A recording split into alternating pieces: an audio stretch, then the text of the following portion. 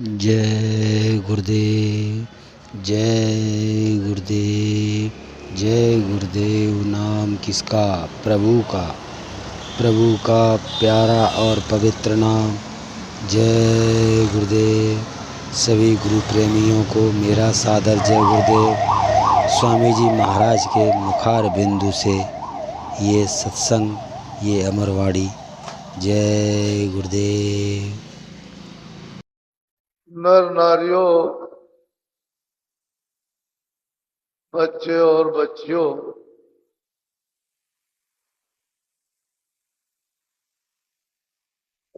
ये जो देश में संदेश सुनने को मिल रहा, ये सनातन सच्चा संत मत है। संत मत कोई फिरका नहीं, कोई जमात और जाति नहीं। संत मत कोई मजहब और किसी हिस्से का धर्म नहीं है। ये सच्चा सनातन संत मत है।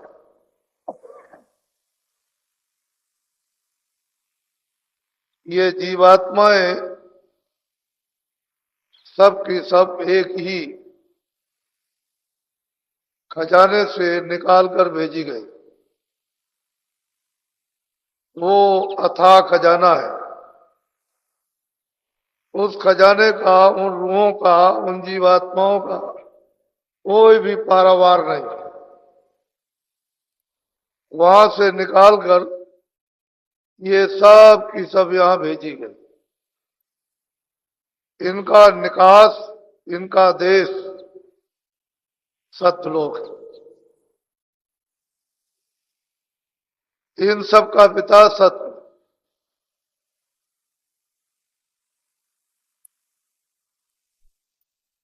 वहीं से ये जीवात्माएं उसे महा अथाह सागर से यहां भेजी गई। यहां उनका कोई घर नहीं। न मृतलोक है, न स्वर्गलोक है, न वैकुंठ लोक है, न शक्ति लोक है, न ईश्वर लोक, न माया का लोक, न ब्रह्म लोक, न प्रकृति का, न वो मतलब पार ब्रह्म है, न मां। ये सारी जीवात्माएं सत्य, सत्पुरुष के हुक्म और इच्छा से, सत्पुरुष की मौज और मर्जी से एक ही सनातन और अनाथ का रास्ता। जब जीवात्माएं यहां मृतलोक में लाई गई और ये शरीर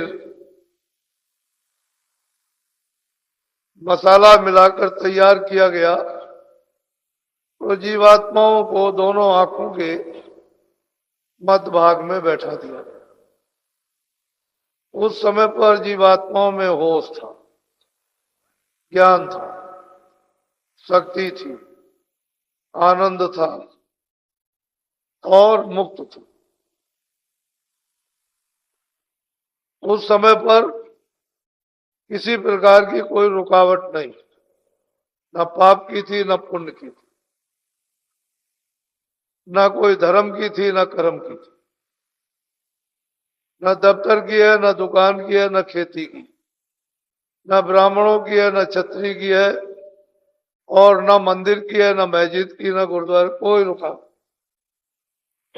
सारी की सारी जीवात्माएं मनुष्य दोनों आंखों के मध्य भाग में इस मंदिर में बैठ करके और निरंतर हर रोज प्रतिरोज जब चाहे, क्षणों में चाहे तो क्षणों में मालिक का दीदार और दर्शन उस सत्पुरुष का सतलोक में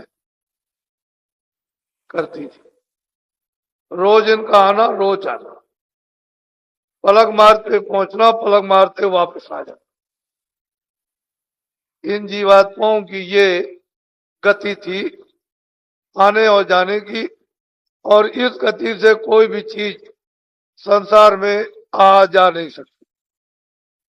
इतनी इनकी तेज रफ्तार थी आने और जाने की। सारी जीवात्माओं का रूहों का एक ही रास्ता।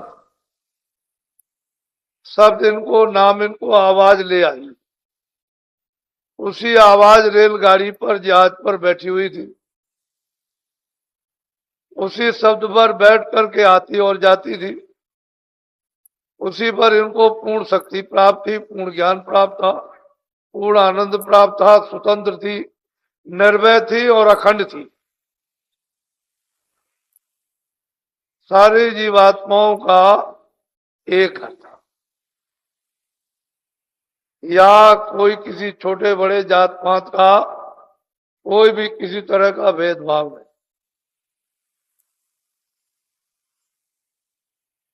तो जब ये पाप और पुण्य नहीं था, भेदभाव नहीं था, ऊंच नहीं था, लेकिन मनुष्य शरीर था। स्नान भी करते होंगे, देखते भी होंगे, जाड़ा भी लगने लगा, ठंडी भी लगने लगी। ये जो कुदरत की दी हुई चीजें ये थी। लेकिन पाप और पुण्य आवरण गंदगी, ना अच्छे और न बुरे की कुछ नहीं। पूरा पूरा इन सबको अधिकार आजादी थी।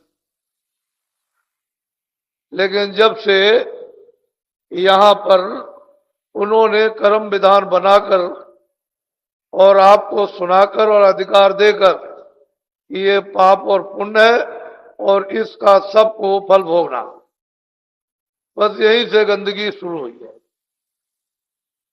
इसी गंदगी के कारण जो अनाथ का आद सनातन रास्ता, जिसको हम प्राय आज से 700 वर्ष पहले भूले हुए थे, बिल्कुल रास्ता खो चुका था, भूल चुके थे, छोड़ चुके थे।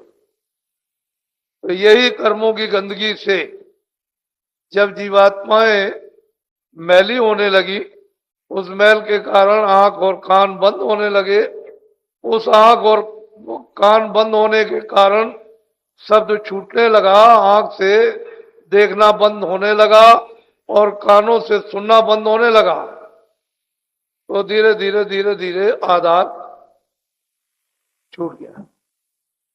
जो नाम का था, शब्द का था, जिसके द्वारा क्षण में जाना क्षण में आना, वो आधार आपका छूटा।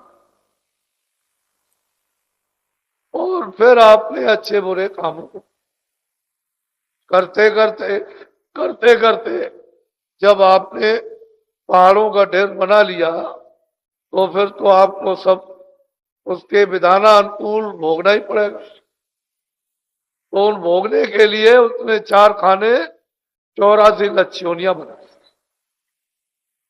और उसके भोग के लिए सख्त सजा यानी कठोर दंड देने के लिए नरक बना, और फिर जीवात्माओं को इन्हीं को उन योनियों में वो भेज देगा अपने अपने कर्मानुसार। उसी सत्पुरुष ने 16 ब्रह्मों को अपने से पैदा किया, और 12 का तो भेद बताया नहीं, 4 का बताया। और अभी तो किसी ने खोला नहीं, और अब भी इजाजत नहीं है खोलने की। पता नहीं कब इजाजत मिलेगी, वो तो उनकी मौज मर्जी पर है। लेकिन सत्पुरुष ने 16 ब्रह्म, 4 का भेद बताया, बाकी का गुप्त रखा। उन 12 ब्रह्मों के कितने बड़े बड़े मंडल होंगे। इनसे, ईश्वर से, खुदा से, रब से, ब्रह्म से, पार ब्रह्म से यानी अल्लाह से, महाकाल पुरुष से और बड़े बड़े उन 16 ब्रह्मों के ब्रह्मांड है, जिसमें वो वहां राज कर। सत्पुरुष के पैदा किए हुए वो भी हैं, और हम जितनी जीवात्माएं आई हम भी उसी सत्पुरुष, वो इनका उनका सबका पिता है।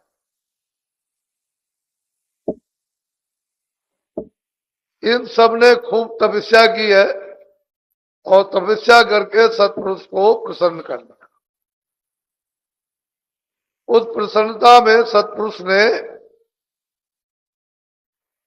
वरदान दे दिया। जब वरदान मिल गया तो रचना बगैर जीवात्मा रूहों के नहीं होगी। ये जीवात्माएं जब दी गई तभी रचना रची जाएगी। जीवात्मा रूह चेतन है और ये सब मसाले जड़ है। जब वो चेतन का जड़ में समावेश होगा तो रचना हो जाएगी। कहीं पर कारण, कहीं पर सूक्ष्म, कहीं पर लिंग और कहीं पर स्थूल, अलग अलग स्थानों पर अलग अलग रचना।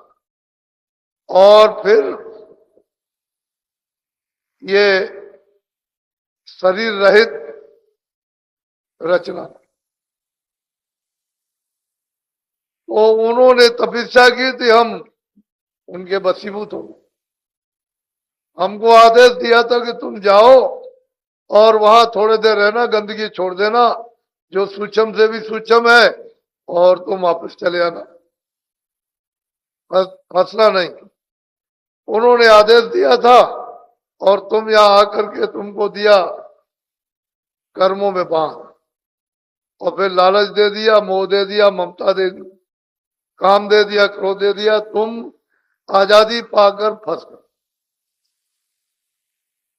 अब ये जो सच्चा पुरातन सनातन अनाद का जो आपके आने जाने का रास्ता तो बना 700 वर्ष के अंतर्गत जब सत्पुरुष को दया आई कि जीव उनमें से, तो यहाँ कोई आए नहीं, ये सब के सब वहीं रह गए और बहुत पीड़ित और बहुत दुखी और मतलब चीखते चिल्लाते हैं, लेकिन कोई सहारा नहीं। अपने अपने किए हुए कर्म का तो फल भोगना ही है।